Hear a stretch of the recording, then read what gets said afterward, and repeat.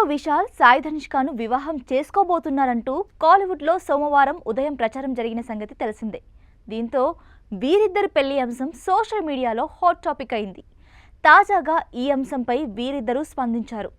చెన్నైలో నిర్వహించిన ఓ సినిమా ఈవెంట్లో విశాల్ అలాగే సాయి ధనుష్క తామిద్దరం పెళ్లి చేసుకోబోతున్నట్టు అధికారికంగా ప్రకటించారు. అంతేకాదు పెళ్లి తేదీని సైతం వెల్లడించారు. తమ వివాహం ఆగస్టు 29న జరుగుతుందని తెలిపారు.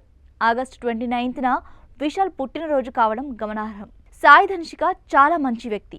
మేము కలిసి అద్భుతమైన జీవితాన్ని ప్రారంభించబోతున్నాం. పెళ్లి తర్వాత కూడా ఆమె నటిస్తుంది అని విశాల్ తెలిపారు. కొంతకాలం క్రితం మా మధ్య పరిచయం ఏర్పడింది. అది ప్రేమగా మారింది. విశాల్ ఎప్పుడూ ఆనందంగా ఉండాలని కోరుకుంటున్నా అని ధనుష్క అన్నారు. రజనీకాంత్ కబాలీలో కీలక పాత్ర పోషించిన ధనుష్క తెలుగులో షికారు, అంతిమ తీర్పు, దక్షిణ వంటి సినిమాల్లో హీరోయిన్గా నటించారు. విశాల్ ఫలానా హీరోయిన్ను వివాహం చేసుకోబోతున్నారంటూ గతంలో పలుమార్లు రూమర్స్ వచ్చిన సంగతి తెలిసిందే. నడిగర్ సంఘం భవన నిర్మాణం పూర్తయ్యాకే పెళ్లి చేసుకుంటానని విశాల్ ప్రకటించారు.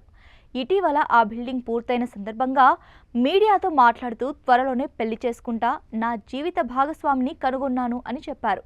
ఇప్పటికే పెళ్లి గురించి మా మధ్య చర్చలు జరుగుతున్నాయని, ఇది తప్పకుండా ప్రేమ వివాహమే, త్వరలోనే మరిన్ని వివరాలు తెలియజేస్తా అని తెలిపారు.